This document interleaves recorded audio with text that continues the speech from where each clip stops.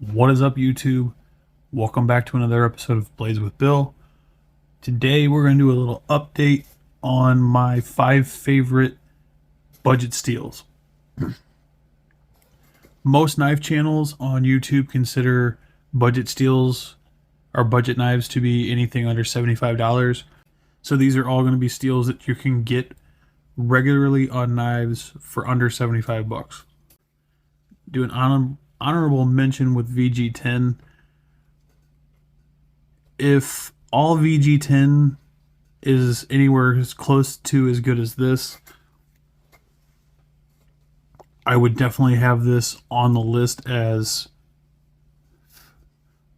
probably number 4, and it would take one of the other ones off.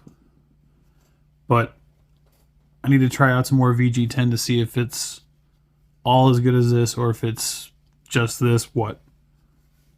So that we'll just give an honorable mention. Number 5 is going to be 154 cm, which I'm not a massive fan of 154 cm. It's not a horrible steel. As I said in the other video about budget steels, it's not a bad steel. It does fine. I prefer some other steels that are easier to maintain and you can take to a higher grit and get a sharper edge out of.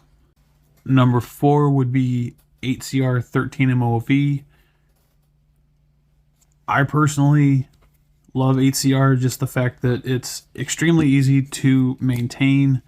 If it's done well, it will hold an edge quite well. So I know a lot of people think it's a shit steel. It's really not as bad as people make it out to be.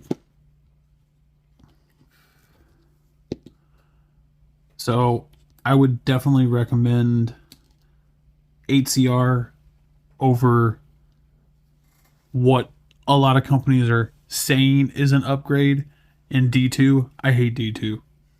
That's a personal thing though. Number 4 is going to be N690. Now this is not one that would be a budget knife according to this, but it is N690. And I've been loving N690. It would have been in the last video for budget steels, except the only thing I had was this. And I needed to try out something else. So it takes a great edge. It responds well to a strap. It's everything I need a steel to be, because it's easy to maintain. And like I said, it'll take a nice high grit edge. My second favorite budget steel is going to be AR RPM 9, which as far as I know is the only powdered steel in the budget knife area.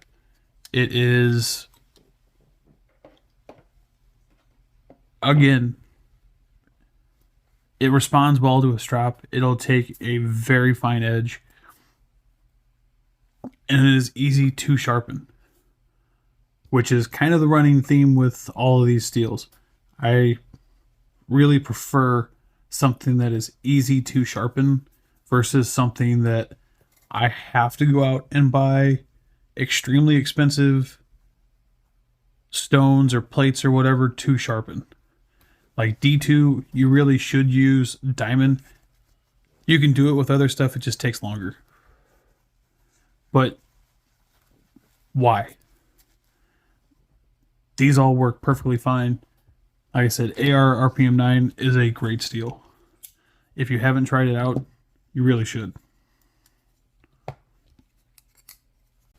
And then my favorite is still 14C 28N. It is a steel that was actually designed by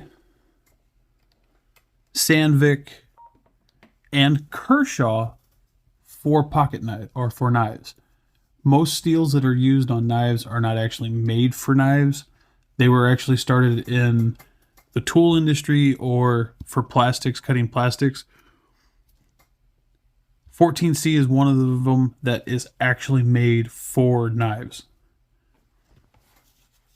And like I said, Kershaw is one of the or part of why we have it, which is why I find it silly that Kershaw doesn't still use it more.